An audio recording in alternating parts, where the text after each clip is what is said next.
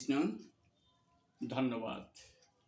ইউটিউবের সমস্ত দর্শক শ্রোতা বন্ধুদের আমি শ্রী শ্রী নিত্যানন্দ গৌড়ীয় মিশনের পক্ষ থেকে ধন্যবাদ, দণ্ডবত, স্নাশিস ও ভালোবাসা জানিয়ে আজকে আমাদের টপিকস, আমরা কি ভুলে গেছি। যা ভুলে গেছি তাকে ছলে কলে কৌশলে মানুষের কাছে পরিবেশন করাই হচ্ছে আমাদের কর্ম, আমাদের ধর্ম।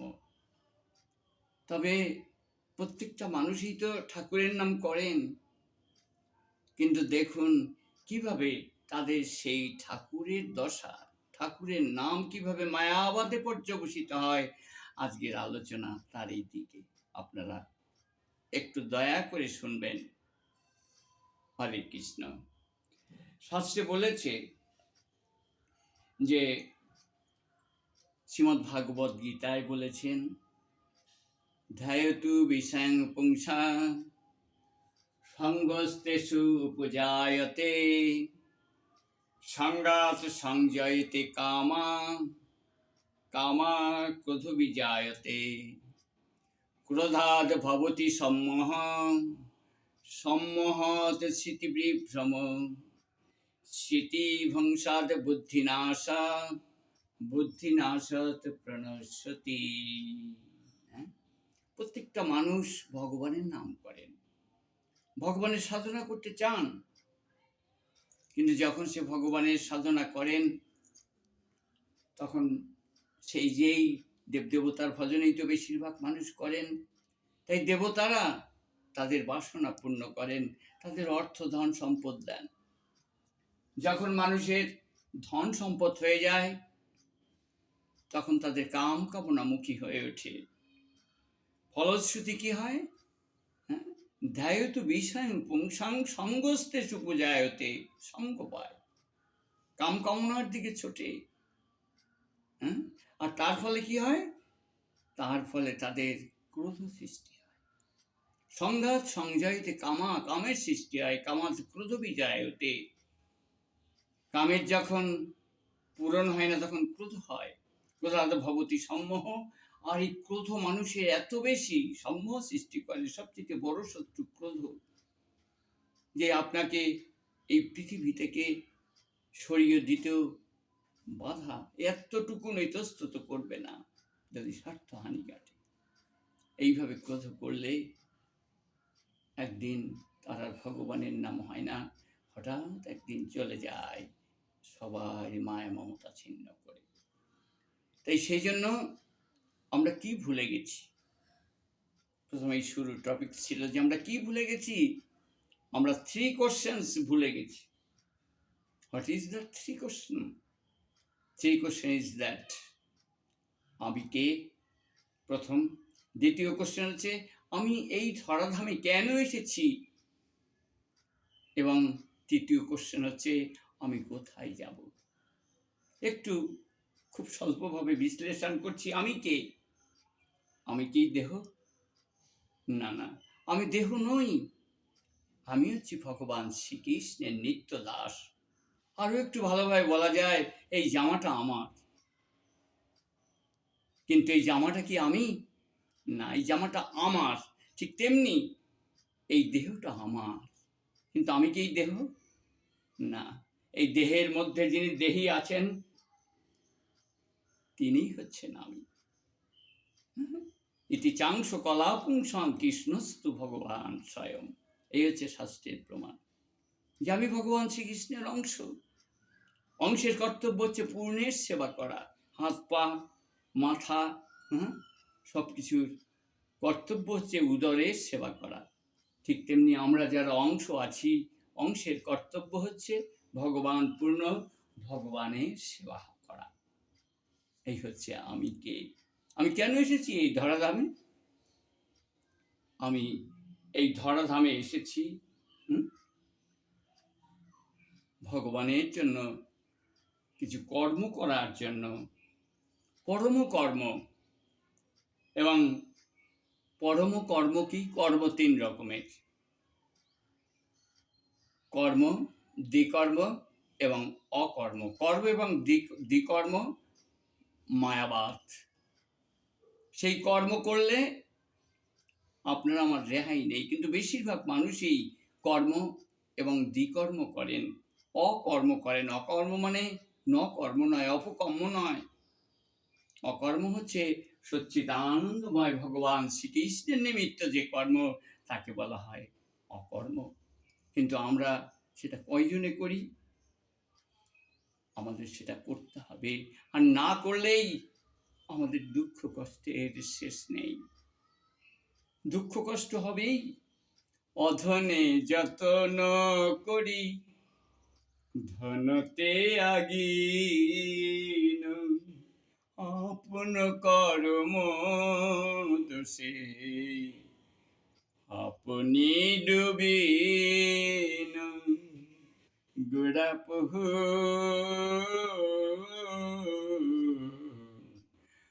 না ভজিয়া মইনু। তাই গোড়াকে ভজন করতে হবে, কলিযুগের ধর্মকে পালন করতেই হবে, নইলে উপায় নেই। প্রায় কথাটা বলি, মায়ের পেটে উৎপত্তি, শ্মশানে নিষ্পত্তি, আর মাঝামাঝি গড়াগড়ি। এই আপনার আমার জীবনে লাভ হলো, আর কিন্তু কিচ্ছু লাভ হলো না। আর তৃতীয় কোশ্চেন হচ্ছে, আমি কোথায় যাব? আপনি তো জানেন, ম্যান ইজ মর্টাল, মানুষ মরণশীল, একদিন তো আমাদের চলে যেতে হবেই হবে। এইটি হচ্ছে কনস্ট্যান্ট ট্রুথ। কিন্তু আমরা বেশিরভাগ লোকেই আমরা এটা বুঝতে চাই না। ওই রাস্তা দিয়ে চতুর্দলায় চারজন কাঁধে নিয়ে বলো হরি হরি বল, বলো হরি হরি বল করে চলে যায়। আর আমি ভাবি, ওই লোকটার সময় হয়ে গেছে, চলে গেছে, আমি মরবো না, আমি মরবো না। এইটাই হচ্ছে সম্মোহিনী। কিন্তু আমাকে তো একদিন চলে যেতে হবে, কিন্তু কোথায় যাব? একবার কি ভেবেছেন যে আমরা কোথায় যাব? এই জড়জগৎটা তো সংসার দাবানল, এই দাবানলে তো কেউ সুখী হয় না। একটা পিপীলিকা থেকে যত উপরেই ওঠেন না কেন, একটা মানুষও সুখী নেই। কিন্তু কে সুখী আছে? চেয়ে দেখ মন রে ওরে, কে আছে সুখে এই ধরাধামে? শুধু কৃষ্ণ ভক্ত বিনে। তাই যদি আমরা কৃষ্ণের দাস, কৃষ্ণের ভক্ত হতে পারি, তাইলেই আমাদের জীবন সার্থক। নইলে কি হবে? নইলে তো আমাদের ওই, আমি একটু আগে বললাম, মায়ের পেটে উৎপত্তি, শ্মশানে নিষ্পত্তি, এইরকম উৎপত্তি আর নিষ্পত্তি আর গড়াগড়ি করতে করতে আমাদের এই মহামূল্যবান জীবন চলে যাবে। তাই এর থেকে উদ্ধার করতে পারেন একমাত্র সদ্গুরু তত্ত্ব। সদ্গুরু, দন্তস্ব দয়, সেই গুরু। কিন্তু বর্তমান বিশ্বে কৃষ্ণ প্রসাদ এবং সদ্গুরুর সবচাইতে বেশি অভাব। কোনো কিছুর অভাব নেই, কিন্তু এই দুই তত্ত্ব যা মানব জীবনকে মধুর থেকে মধুরতর করে, সেই তত্ত্বের বড় অভাব। একটা গল্প বলছি, শুনুন। মানুষ কি করে ভগবানের নাম জানবে? এক রাজা, বিরাট রাজা, একজন সাধু লোক, যথেষ্ট ভেলকি জানতেন। তাই সে কি করছেন, সে রাজার বাড়ি গিয়ে গেছেন এবং রাজাকে কোনো রকম, রাজার স্ত্রী এবং রাজাকে দীক্ষা দিয়েছে। এখন গুরুদেব বলে কথা, রাজা প্রচুর টাকা তার গুরু মহারাজকে দিয়েছেন, গুরুদেবকে দিয়েছেন। সে ওইদিকে বাড়িতে বসে, গরিব মানুষ, একেবারে ঐশ্বর্যের পর ঐশ্বর্য, একতলার পর পাঁচতলা করে ফেলেছে।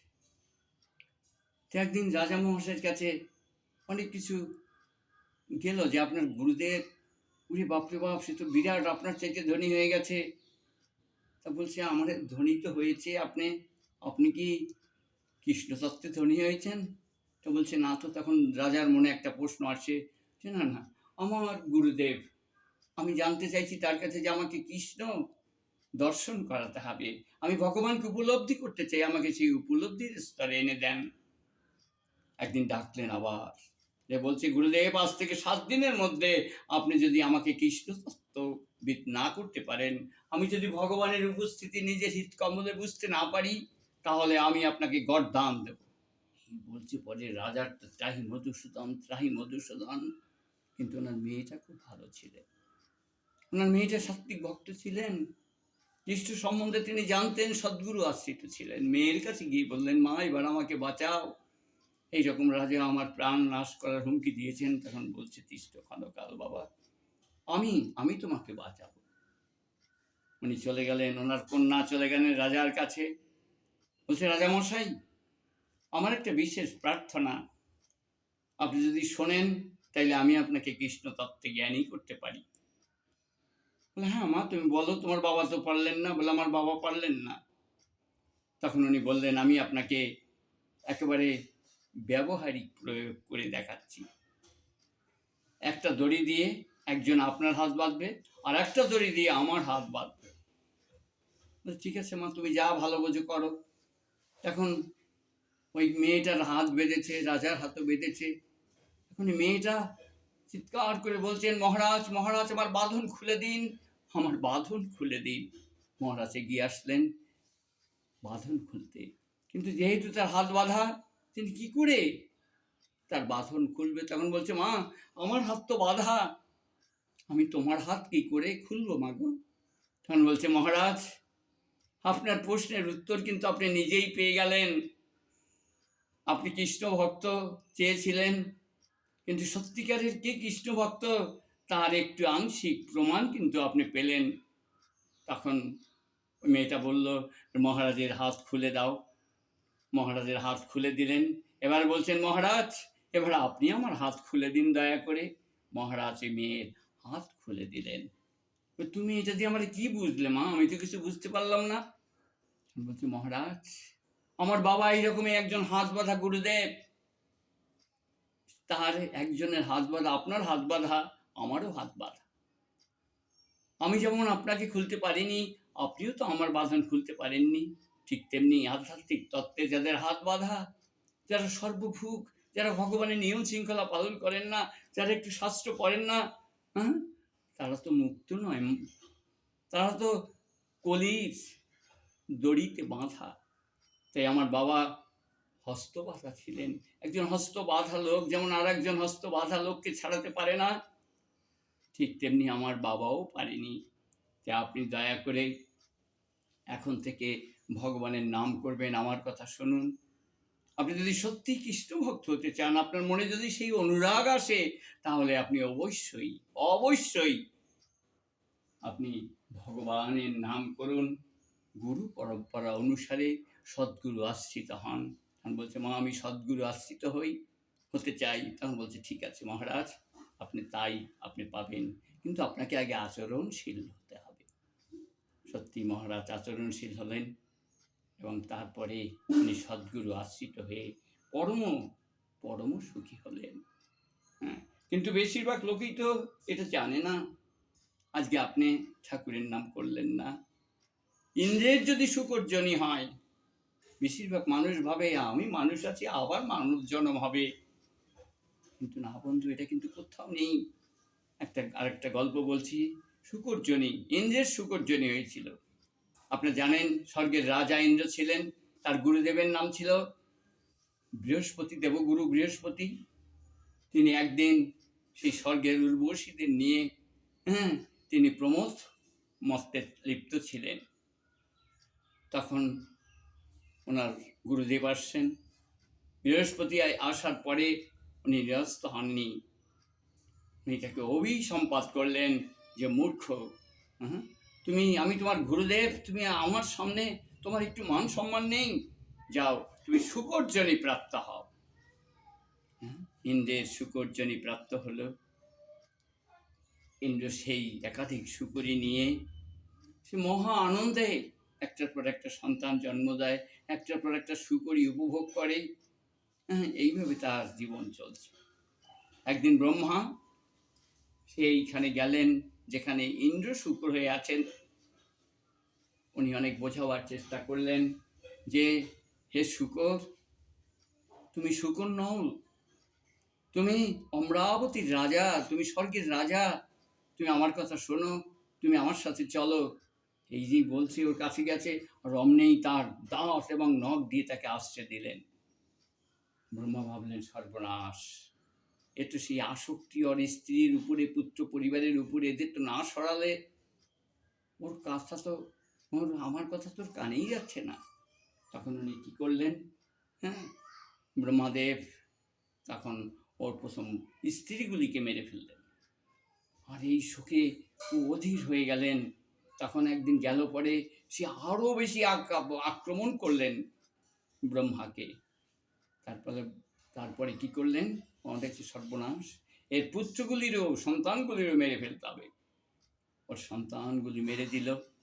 মেরে দেওয়ার পরে, হ্যাঁ, এবং ভগবানের কৃপা হয়তো যার, হ্যাঁ, ভগবানের কৃপা ওর হলো, ব্রহ্মার কৃপা হলো, ওর রাগটা কমে গিয়ে একদিন গেল পরে ব্রহ্মা বলছেন, ওই শুকর রূপ ব্রহ্মা বলছেন যে, হে পণ্ডিত, হে জ্ঞান প্রবর, আপনি কেন আমার স্ত্রী পুত্রকে মেরে দিলেন? তখন বলছে, দেখো তুমি স্বর্গের রাজা, তুমি আমার কথা শোনো। হ্যাঁ, তখন বলছে, আমি আপনার শরণাগত হলাম, আপনি যা ভালো বোঝেন তাই আপনি করুন। সঙ্গে সঙ্গে কি করলেন, হ্যাঁ, সৃষ্টিকর্তা তো তাকে একটু হাত দিয়ে চপেটাঘাত করলেন, উনি চলে গেল, উনি মারা গেলেন। তারপরে ওনাকে নিয়ে চলে গেলেন, হ্যাঁ, সেই, হ্যাঁ, অমরাবতীতে, যেখানে উনি আগের স্মৃতি ফিরে পেলেন এবং স্বর্গের রাজা হয়ে গেলেন।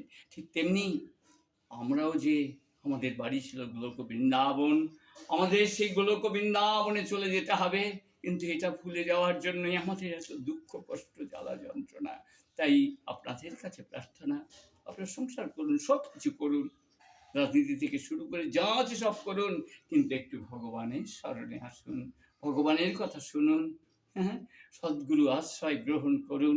এই বলে সবাইকে আমি কোটি কোটি দণ্ডবত জানিয়ে আপনাদের কাছে আমার এই পাঠ যদি ভালো লাগে সাবস্ক্রাইব করবেন, এই প্রার্থনা রেখে আমি এখানেই সমাপ্ত